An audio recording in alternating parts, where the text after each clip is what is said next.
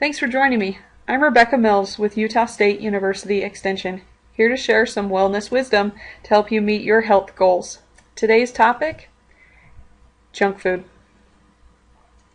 In today's session, we'll cover what is junk food, details about what's in junk foods, why we crave them, and tips and alternatives that will help you. To start off, if you ask 10 different people their definition of a junk food, you'll likely get 10 different answers and a whole list of food items that people love to hate. Are any of these on your list? Cookies, cakes, chips, chocolate? Nutritionally, there might be more junk foods in our diets than we are willing to admit. Things that don't help us feel full, things that have lots of calories and little nutrition. Luckily, there are tools we can use to help us make healthy choices. I'll warn you though, knowledge can be very dangerous. You might just make decisions a little differently from here on out. So let's get started. This is a snapshot of the nutrition facts label, your best friend when navigating the junk foods that surround us. We'll walk through how you can use the label to know about calories, fat, sugar, and salt. What is a calorie anyway? It's actually a unit of energy measuring the potential energy in our food. If you could get your food to burn, which is probably more tricky than you'd think, it would give off energy, or heat. That energy is measured in calories. Carbs, protein, and fat burn at different rates. As you can see, 1 gram of carbohydrates is 4 calories, where 1 gram of fat is 9 calories. Our bodies need calories to function. When we consume more than we need, it's stored as fat. This is kind of a fascinating graphic about the power of a calorie. Who knew one piece of cherry cheesecake could light a bulb for an hour and a half? Going back to the nutrition facts, you'll want to notice how many calories you're consuming and the serving size. If the majority of the calories per serving are coming from fat, you know that it will take twice as long to burn that fat away. Noticing where the calories are coming from, whether it's from fat, protein, or carbs, will help you see where the nutrition is as well. So let's get the skinny on fats. When you're reading that label, look out for the different kinds of fats, because they aren't all created equal. You want good fats, the unsaturated fats, poly and mono unsaturated fats. They can be found in things like nuts, seeds, avocados, and these kind of fats are beneficial to our bodies. The fats that you'll want to limit are saturated and trans fats. All kinds of health risks are associated with having excess amounts of these fats in our diets. The thing is, they're naturally found in our meats and dairy products, and they're a common additive in all the quote-unquote good foods. Think all that rich and creamy cakes and desserts. It's best to limit our consumption of these types of fats and look for low-fat alternatives. Think control your portion size, those kind of things. So now to sugars. There are simple sugars or carbohydrates and complex sugars or carbohydrates. Simple carbohydrates give quick bursts of energy, and complex carbs, like whole grains, take longer to burn or break down.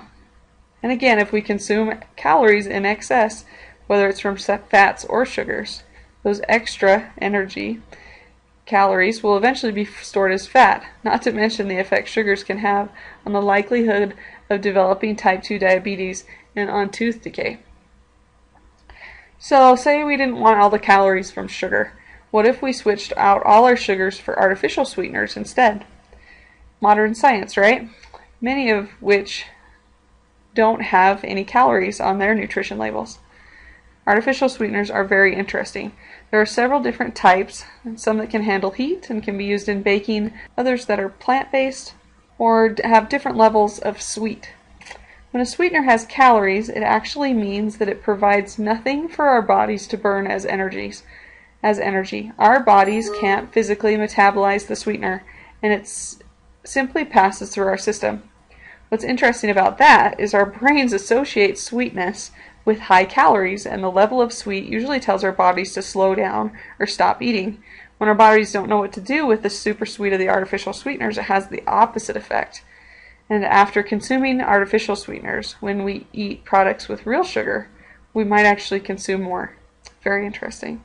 So now you might think, well, maybe I shouldn't use artificial sweeteners then. Again, go back to the label and you'll be surprised at where these are hiding. Things like toothpaste, liquid medications, mouthwash, cough drops, and chewable vitamins. We sure like our sweet things. And last but certainly not least, salt, or sodium as it reads on the nutrition label. This is another one of those nutrients that's widely found in food in amounts that might surprise you.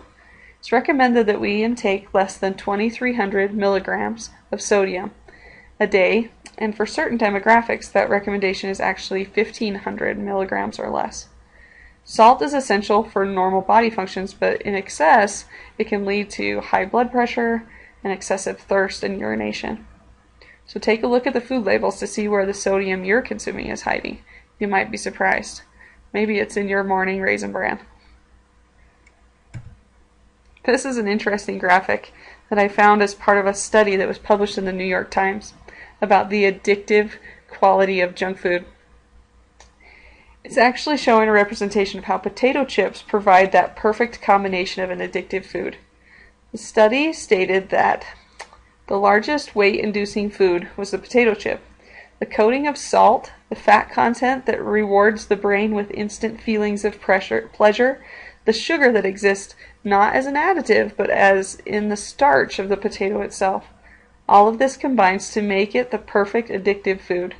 The starch is readily absorbed and even more quickly than the similar amount of actual sugar. So the starch in turn causes the glucose levels in the blood to spike, which can result in a craving for more. Frito-Lay actually has a machine that measures the pounds per square inch in which a potato chip crunches in the mouth. This is really fascinating. They've discovered that the perfect breaking point, people like a chip that snaps with about 4 pounds of pressure per square inch. One food scientist said that Cheetos are one of the most marvelously constructed foods on the planet in terms of pure pleasure.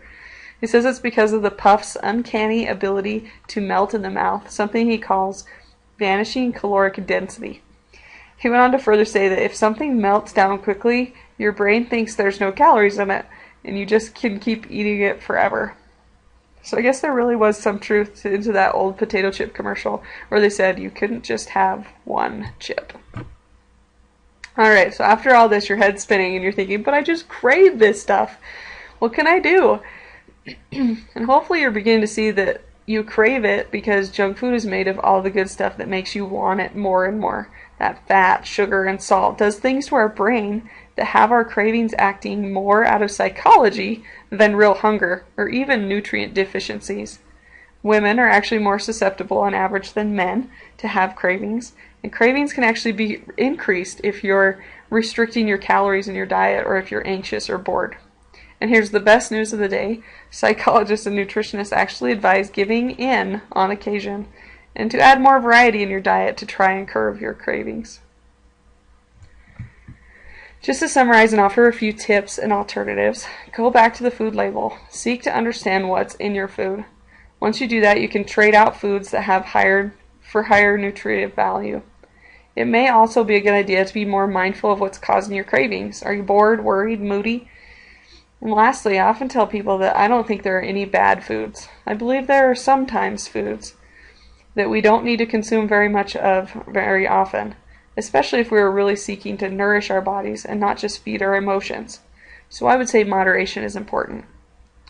Lastly, what are you possibly going to snack on now? I've probably squashed all your hopes of what you can eat.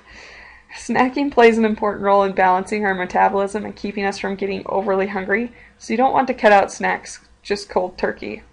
Rather, think about reaching for things that have protein, like low-fat dairy products, or items loaded with hunger-curbing good fats like nuts, or high-fiber complex carbohydrates like whole grain crackers or veggies.